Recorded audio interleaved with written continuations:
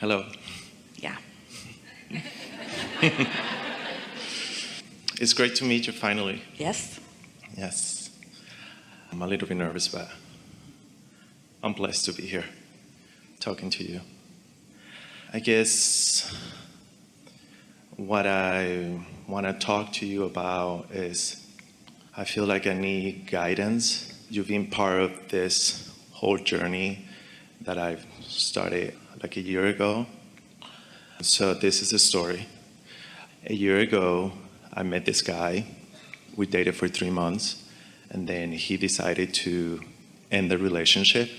He felt like he wanted to end it. I couldn't understand why. Everything was going well. But I realized when he ended that relationship was for me an awakening, a spiritual awakening. So I started this journey in terms of, I realized that the awakening that I had was that I was trying to finding him when I should have been gone to the source. Well, we want to talk about this just a little bit because there are two important things that we want to say to you. Yes, what you said about not wanting to count on someone else for the way you feel. Most people are living a very conditional experience. So if something that they consider to be wonderful is happening, they feel wonderful. But if something happens that feels disappointed, like not being able to control the desire of another person, then sometimes it feels like you don't have control over the way you feel. And certainly that's natural. We're going to sort that out in just a minute. But we don't want you to jump there so quickly, because it's an important process to have experiences in order to really ascertain what it is that you do want. Because while we know you all believe that you are ready right now to make a very clear statement of desire about many things, you could say, we know you believe it, that I know exactly how much money I want to make.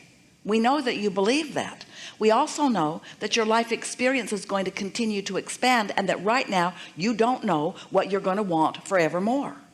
You don't know where you're going to want to live forevermore. You only know from where you stand what you think would be an improvement to where you are.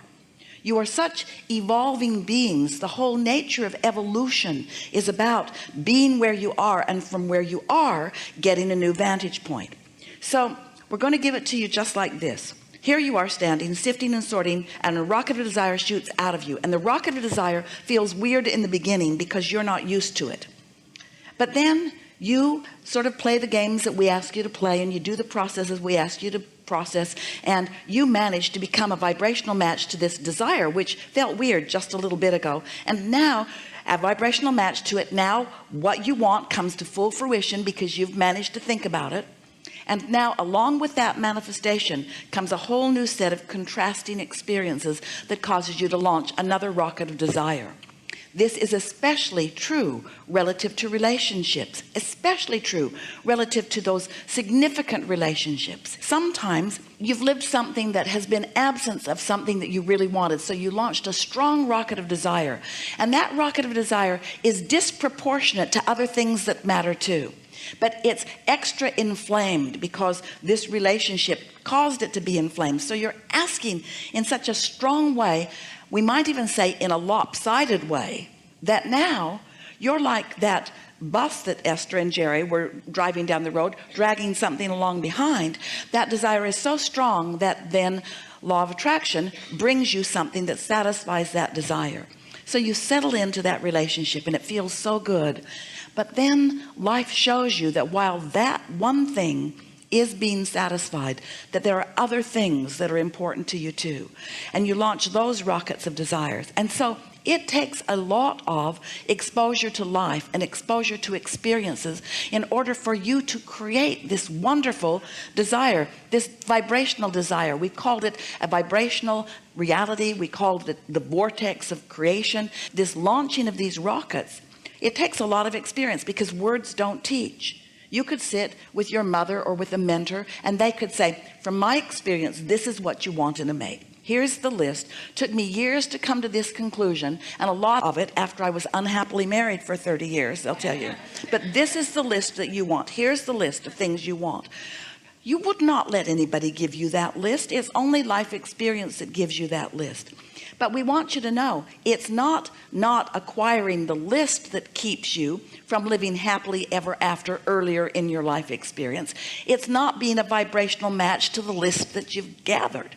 We want you to realize that you want someone who is nice, someone who's considerate, someone who cares about you, someone who cares about himself also.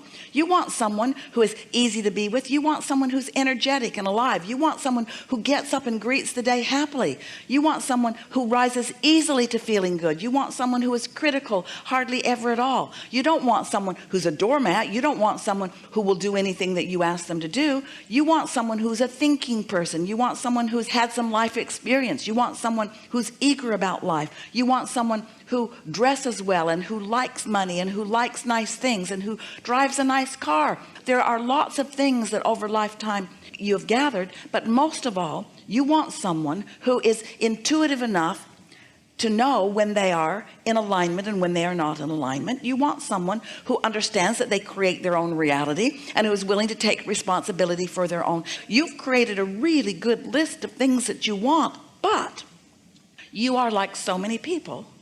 You are often not a vibrational match to your own list.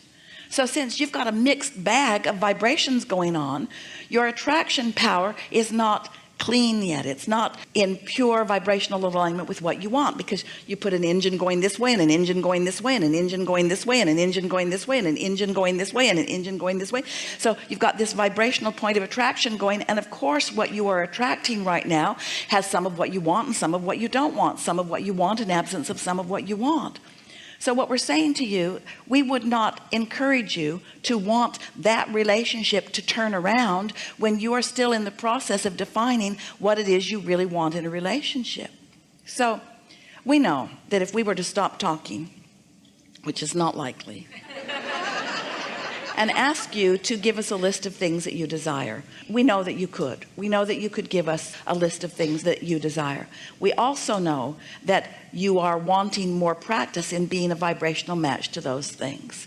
So when you started out by talking about how this breakup, which was painful to you, set you off on a spiritual quest or a spiritual journey, we know that what you mean by that is that you want to do a more deliberate job of offering your vibration in the direction of what you want instead of in the vibration of what you've got.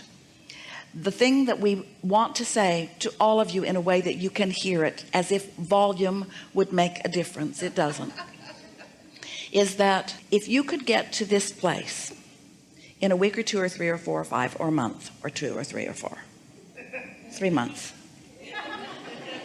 3 months. If you could for 3 months set the subject of relationship aside, the subject of relationship with another human aside, and if you could focus only upon your mood and attitude about all other subjects, so that you could enhance the relationship that you already have with your inner being. You're such a sensitive person, and that's such a good thing. But the reason that you would describe yourself as sensitive is because you hurt yourself often with your own thoughts about things. It doesn't matter what somebody else thinks. It only matters what you think about what you think they're thinking about. You're the only one who can plunk those trains in opposition, you see. So we want to pronounce to you in a very bold and loud way, nothing's gone wrong.